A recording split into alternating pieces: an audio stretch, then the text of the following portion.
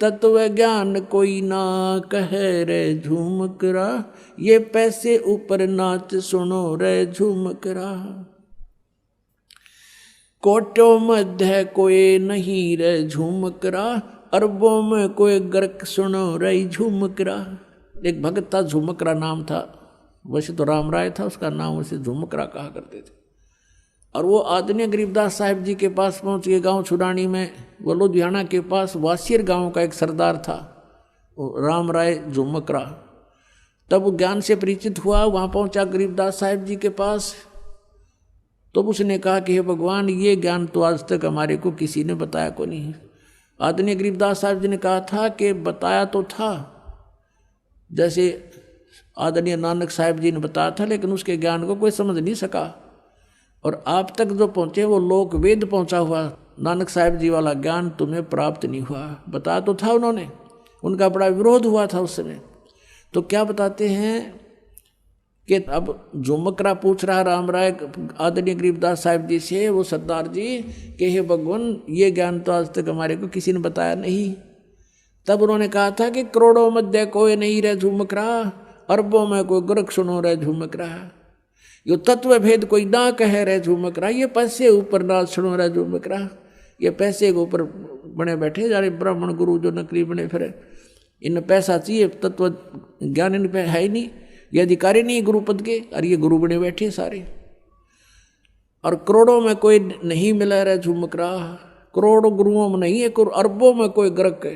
अपना तो जैसे एक गांव में और 15,000 की आबादी है तो गणे नहीं, तो उसमें तो 5,000 गुरु पाएंगे, 5,000।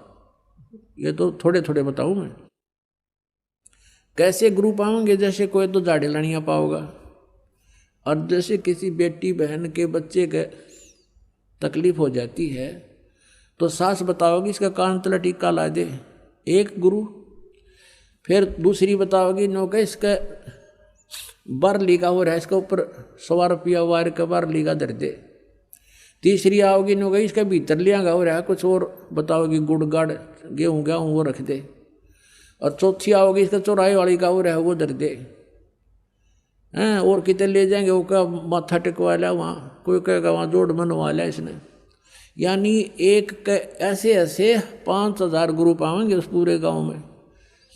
अभी हिसाब ला लो कितनी जनसंख्या भारत इस पूरे विश्व की। कहते करोड़ों में नहीं पावा था ना ये सत्य ज्ञान बताने वाला, बाकी ये नकली गुरु हैं जो लाखों ने भ्रमित करे, इनके पास भी तत्व ज्ञान नहीं। तो कहते कोटों मध्य कोई नहीं रहे झूमकरा, अरबों में कोई गर्क सुनो रहे झूमकरा। अरबों में, उसमें अरबों में गर्क गरीबदास जी थे, आदरणीय गरीबदास साहिब जी, उसकी कोई सुना नहीं था। अरबों यानी पूरे विश्व में एक है। तो अरबों में आज इस दास के ऊपर कृपा है, इस परमपिता परमेश्वर कबीर भगवान की। इस पृथ्वी पर इस दास के अतिरिक्त तत्व ज्ञान से परिचित नहीं है। उनके पास ये गर्क का अर्थ होता है, यानी सब तरह से कंप्लीट।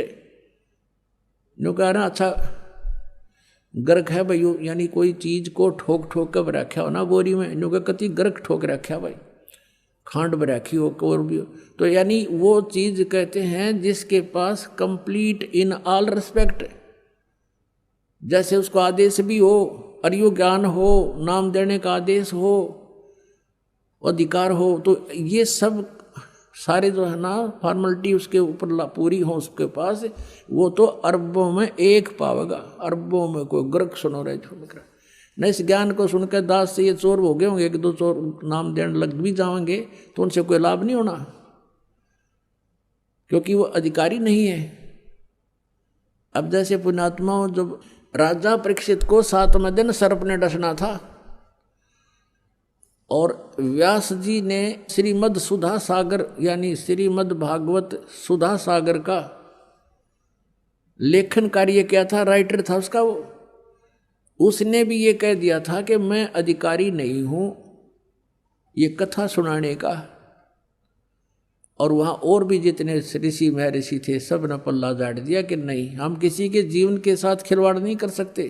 कारण क्या था कि 7वें दिन परिणाम आना था, तो सब ने पीछे हट गए। वो बुद्धिमान थे, ब्राह्मण थे, कि नहीं हम क्यों किसी के जीवन के साथ धोखा करें, हम अधिकारी नहीं हैं कि इसकी जीवन रक्षा कर सके, यानी इसको वो लाभ दे सकें जो इस कथा सुनाने से हो सकता है, पाठ से।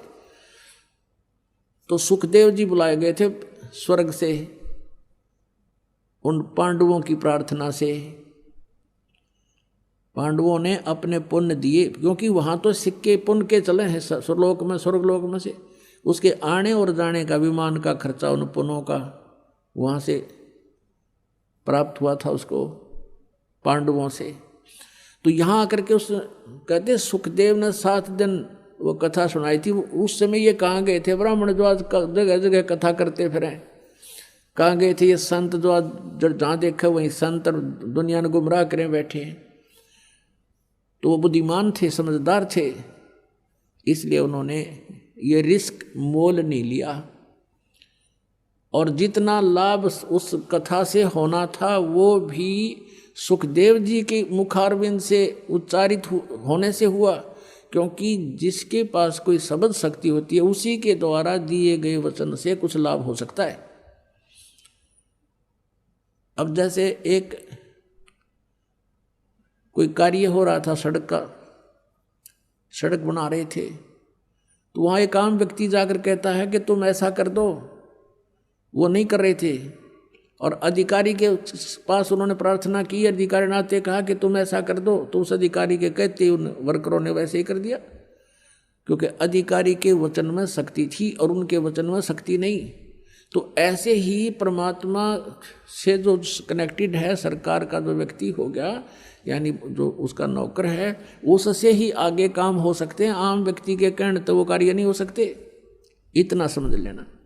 तो इस प्रकार हम अब जो कथा करते पढ़ते हैं, तो गरीबदास साहब ने कहा था ये पैसे ऊपर नाच सुनोरा जो मकरा, इन्हें कथा से कोई लेना देना नहीं, पैसे चाहिए इनको। एक बार एक गांव में एक मनीराम नाम का ब्राह्मण कथा करे था, और पैसे के लालच में 7 दिन की छोड़ उन्हें 30 दिन का रख दिया, 30 दिन कथा करूंगा भागवत की, रोजाना 1-1, 2-2 घंटा ऐसा शुरू कर दिया। उसने सोचा रोज के 2-4 रुपया होंगे तो भी 100-125 रुपये महीने में तेरे को मिलेंगे। अब क्या हुआ कि 30वें दिन जिस दिन उसका कथा का भोग पड़ना था, उसने भोग का ढिंडोरा पिटवा दिया, आवाज़ लगा दी। उस दिन उसी गांव के कुछ व्यक्ति शरारती टाइप से कि अभी आज कथा का भोग लगेगा और इस ब्राह्मण के घने पैसे आवेंगे। उन्होंने क्या किया कि उसी दिन एक डांसर मंगा ली दिल्ली तक, और चंपाकली नाम था उसका। वो डांसर का उसी दिन प्रोग्राम रखवा दिया जिस दिन वह भोग पड़ना था, सुबह सुबह। अब सारे गांव के वहाँ इकट्ठे हो गए।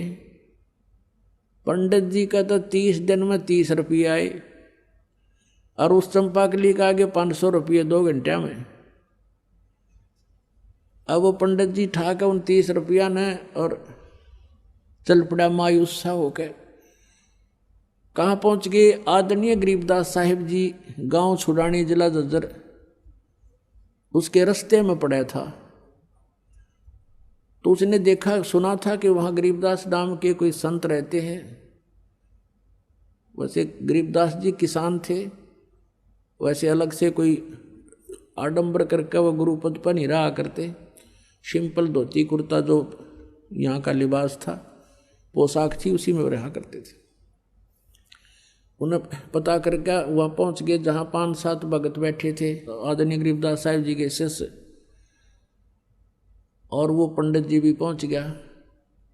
प्रणाम हुआ, बैठने का आसन दे दिया, बैठ गया और पूछा, क्योंकि वेशभूषा पंडित की नारी होया करती। गरीबदास जी ने कहा, पंडित जी ठीक कुशल हो?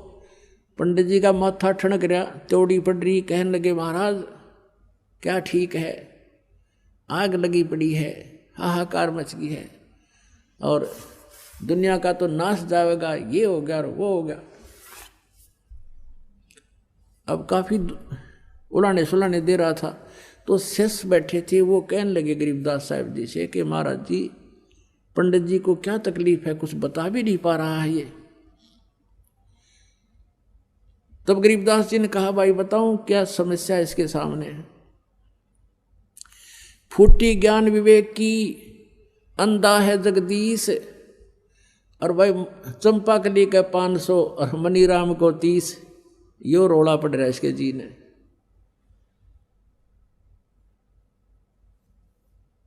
अब क्या है कि इसने कोई सूरत कथा करे था यूं, जबकि मनीराम नहीं बताना चाहा था, वो तो अंतर्यामी थे गरीबदास साहब जी।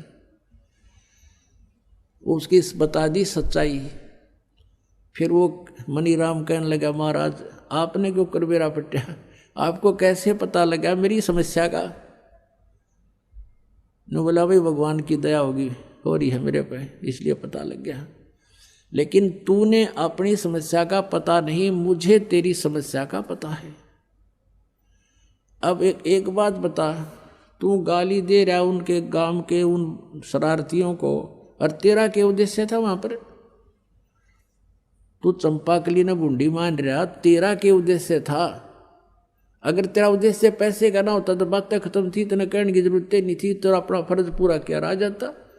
तेरा खाना पीना छूट रहा।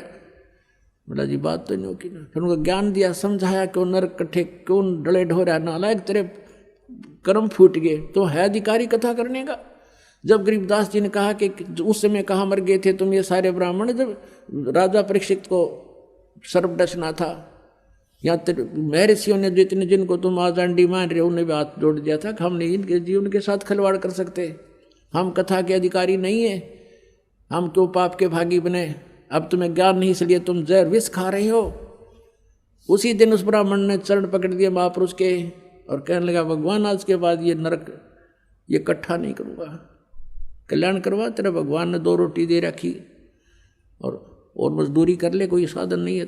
तो उसी दिन से उसने वो परित्याग कर दिया और छोड़ दिया। तो ज्ञान पता चलेगा कि ये विष है, ये नहीं करना चाहिए, शास्त्र विरुद्ध है, साधना उस दिन त्याग देंगे।